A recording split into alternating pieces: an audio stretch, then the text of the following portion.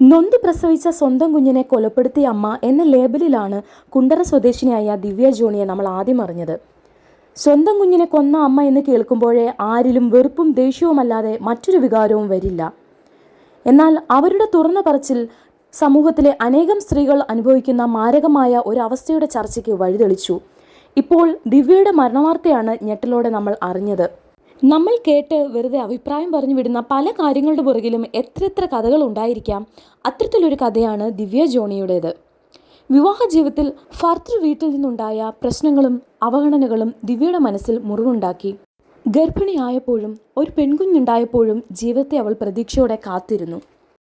എന്നാൽ പ്രസവാനന്തര ബുദ്ധിമുട്ടുകളുമായി വീട്ടിൽ തിരിച്ചു വന്ന ദിവ്യയെ എതിരേറ്റത് പഴയ രീതിയിലുള്ള അവഗണനയും പ്രശ്നങ്ങളും തന്നെയായിരുന്നു.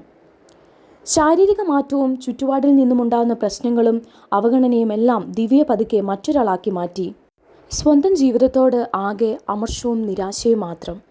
അങ്ങനെ മനസ്സിൻ്റെ പിടിവിട്ടുപോയ ഒരു സാഹചര്യത്തിൽ സ്വന്തം കുഞ്ഞിനെ അവർ വെള്ളത്തിൽ മുക്കി കൊല്ലുവാൻ ശ്രമിച്ചു.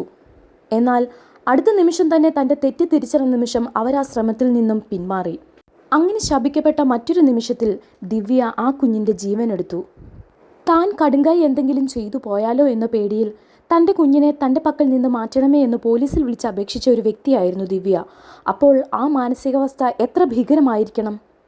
തൻ്റെ തുറന്നു പറച്ചിലുകളുമായി സോഷ്യൽ മീഡിയയിൽ നിറഞ്ഞു നിന്ന ദിവ്യ പെട്ടെന്നാണ് കാണാതായത്.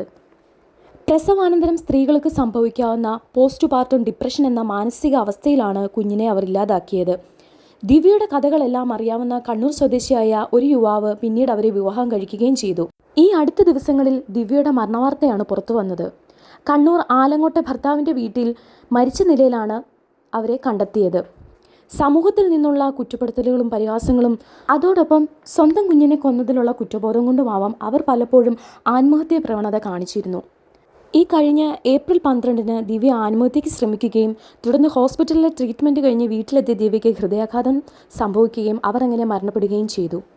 പലപ്പോഴും പലരും പരിഹാസത്തോടെയും അതേപോലെ തമാശയോടെയാണ് മറ്റുള്ളവരുടെ വിഷമങ്ങളെ കേൾക്കുന്നതും അതിനുള്ള മറുപടികൾ നൽകുന്നതും. ഇന്ന് സോഷ്യൽ മീഡിയയിൽ അതിനുള്ള അവസരങ്ങളും കൂടുതലാണ്. എന്നാൽ മറ്റുള്ളവൻ്റെ വേദന മനസ്സിലാക്കുകയും അവൻ്റെ ബുദ്ധിമുട്ടുകൾക്കിടയിൽ അവൻ്റെ മുഖത്തൊരു പുഞ്ചിരി കൊണ്ടുവരുവാൻ നമ്മുടെ വാക്കുകൾ കൊണ്ടോ പ്രവൃത്തികൾ കൊണ്ടോ സാധിക്കുമെങ്കിൽ അതല്ലേ നമ്മുടെ ജീവിതത്തിലെ ഏറ്റവും വലിയ കാര്യം എന്ന് പറയുന്നത്.